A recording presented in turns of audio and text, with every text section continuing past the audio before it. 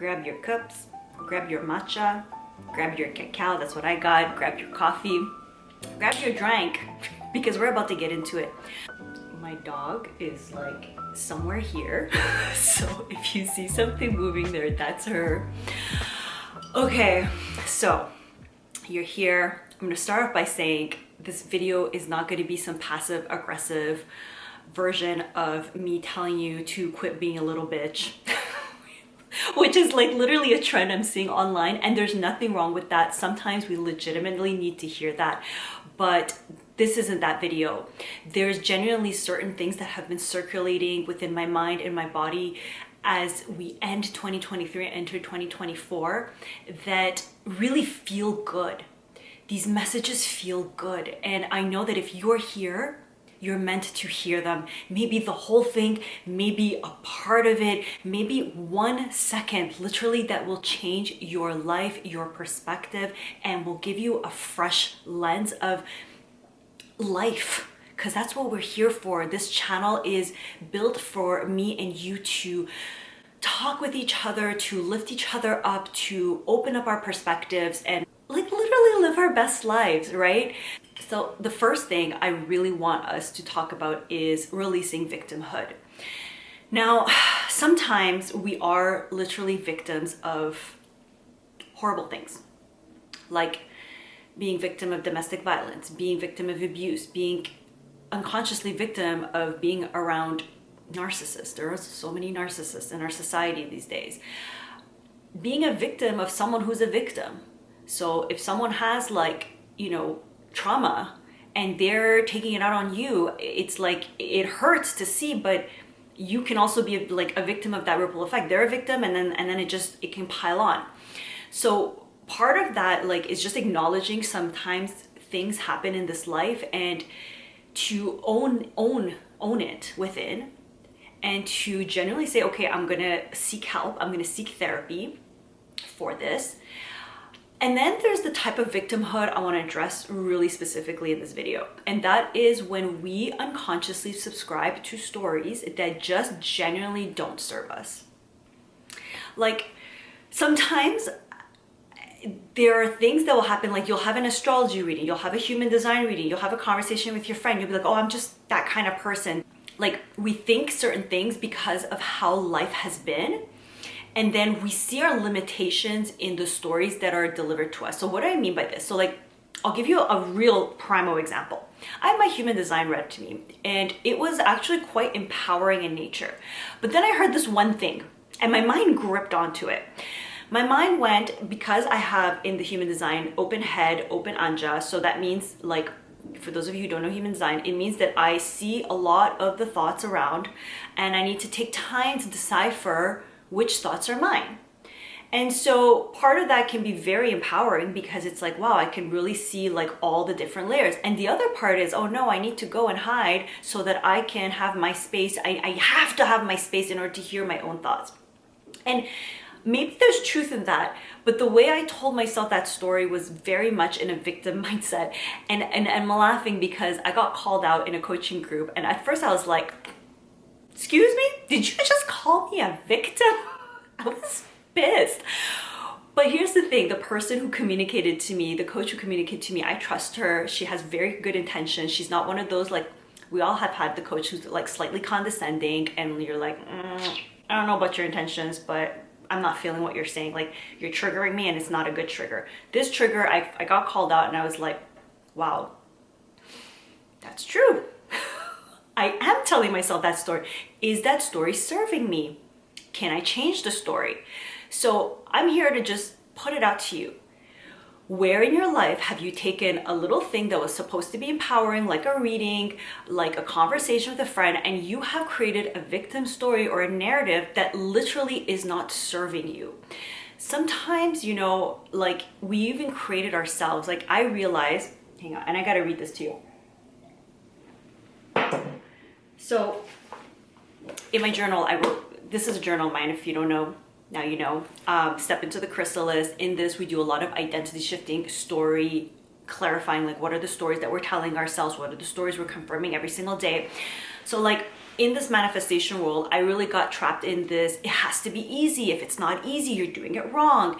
And I think that like some things are easy, some things are meant to be easy, but learning a new skill, doing new things are going to be challenging. And sometimes they're going to be hard, and you got to let them be hard. But it's like there's the seasons of life. There's seasons of life that things are easy. There's seasons of life when things are hard. And I realized that like I just let things get really hard. So as I was journaling the other night, and I started this process every 3 months. Like I do cycles of 3 months. It's a 90-day journal, so perfect for that, right? And I want to read to you what I wrote. I wrote where I want to go, what I want to truly manifest, and I wrote like the stories that I have to let go in order to live that life when my mind tries to tell me I'm useless and things are not working, I'm all alone, and then that I haven't suffered enough or worked hard enough. And I really like start to understand that these stories are just victim stories that I'm creating in my own head. And so this is going into the second point that I really want to address to you today. How intentional are you with where you're going? And the reason why I want to like really stress you can't beat yourself out of victimhood is because when you find yourself trapped in this victimhood mindset, or there's like the narrative of like my circumstances are bigger than me, what's happened to me is bigger than me, it's very challenging to get out of that mindset that you kind of got beaten into to beat yourself up out of it. You have to love yourself through it, and you have to have a genuine vision of where you want to go. Sometimes you'll be really clear on that vision and you'll know exactly where it is that you want to go. And other times you won't be as clear, but you can set the intention. Like in this journal, you can say, well, what do I want to achieve in the next 90 days? Literally, do I want to have a fitter body? Do I want to finish writing a book? Do I want to be consistent in showing up in a relationship? Do I want to do whatever it is that you want to just like literally commit to for 90 days? Okay. I have a point of reference, right? Over time, that point of reference is going to get bigger and bigger because you're going to see your life more zoomed out. When you're too zoomed in and you're just living day to day, the victim mentality will definitely take over, okay? You got to zoom out and be like, okay, what's that vision? What's that longer term vision? And genuinely, authentically, very much recognize that you are special. Long exhale for that. You are so special. You are unique. You're powerful. And I want to read my notes about this because I was really tapping into it last night. Maybe drink my sip of my cacao. Cacao is a really good heart opener, and I'm even gonna tap, like do all the things so I make sure this message is clean energy to deliver to you. Literally remember how special you are and know that you are freaking irreplaceable. Did you know that? Like, I think in this world of like AI coming in and social roles changing, like we're all trying to find our place, and it's like this attack kind of on our ego and on our livelihood at times. And what I'm realizing is that this is also the biggest opportunity for you to genuinely own who you are and to very much recognize you are irreplaceable. You are special, you are unique, you are loved. And instead of trying to change through the image that is out there, through how other people see you, change your identity from within, how you see yourself. And there's a nuance here that I wrote this because I really want to make sure that this came through. So the way you see yourself, the way you express yourself, your creativity is the most important. Unless, and this is a big unless, and I want you to really tap into this. Take a breath with me. Unless that other person's perspective is supporting you in a positive shift. So like when that coach called me out, it was a positive call out. She wasn't putting me down. When my husband comes to me and says, hey, Atena, Like, I love you. You're the most incredible human in my life. I will listen to that when I don't feel good enough, because his perspective is helping me see myself differently. When you have relationships that are based on safety and you genuinely trust that other person, they can support you way better sometimes than you can in your mind. That's why it's also very important that you get along with your therapist. It's very important that you resonate with your coach. Do not sign up for a therapist or a coach that you don't resonate with. Just don't do it. Or get out. Like I've done it. Camera died. I really hope it doesn't die anymore. Probably will. Go for heat. So this also goes into, this is an era to stop trying to be cool. Like, just go balls to the walls, trying different things, putting yourself out there, doing new things. Like, the time to be cool is over. This is the time to do anything and everything that you want to do. And I want to, like, stop being dramatic. Where did these two things go together? Stop being dramatic in the sense that this life that you're living, you get to live it. You get to experience beautiful things. Make it a habit to remember how special it is. Like, literally, I had this tattooed. Niente è real al di fuori dell'amor. Nothing is real outside of love. Because that's so important for me, to live through love. To love myself enough to do the things I want to do. I confirm the stories every day. What stories do I want to tell myself? Where is it that I'm going? And this just shattered the, oh, is this gonna be cool? Is this gonna be well received? Are people gonna still love me? Like, maybe they won't. Let them walk away. Let them make fun of you. This is your life. And you'll also realize that there's so many more supporters in this life than there are haters. There are so many people who actually want to see you win more than anything else. People who want to see the genuine you. We are missing that in life. Like, sometimes I go on Instagram, TikTok, and like, I just look at these things and it just feels like everyone is copying each other. And I get some of it, I get, like, you know, you're doing you, you're like building your business, you're just hopping on wagons. I really should do that too, like literally, to grow my channel and stuff. But at the same time, like I said, you are irreplaceable. This is your life. You're a beautiful cosmic being. You've come down onto this earth. You've chosen to come down to one of the most densest realities, to manifest the desires for your soul to grow, for you to evolve. Don't let little dramas of like not looking cool for 5 seconds, failing at a business, get in your freaking way. You deserve so much more. And at the same time, if you don't recognize that victimhood that you subscribe to deserve better doesn't mean that you are going to get better. To deserve better doesn't mean you're going to get better. You have to very intentionally set out who you desire to be every single day, and to live and breathe that, and to nurture and love that, and to know that most of the time the things that are going to stop you is your unconscious subscription to family members who don't perhaps perceive you the way you want to be perceived.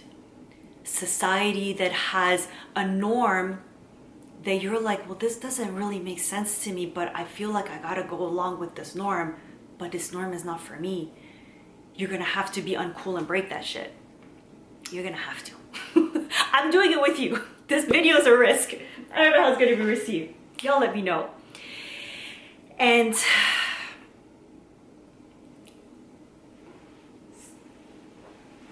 hi, honey. I was like, what is this thing moving? Oh, honey, come. She's very upset. Sage, come here. Come, honey. Oh my gosh, she's so upset today. Her and my husband like woke up on the wrong side of the bed. Don't even ask. Okay.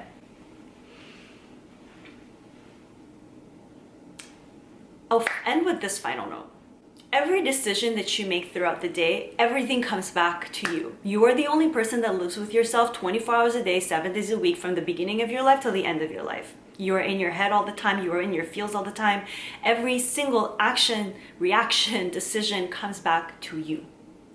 So, who do you desire to be? How do you desire to experience this life? Don't let nothing stop you. Take the time to soothe your nervous system.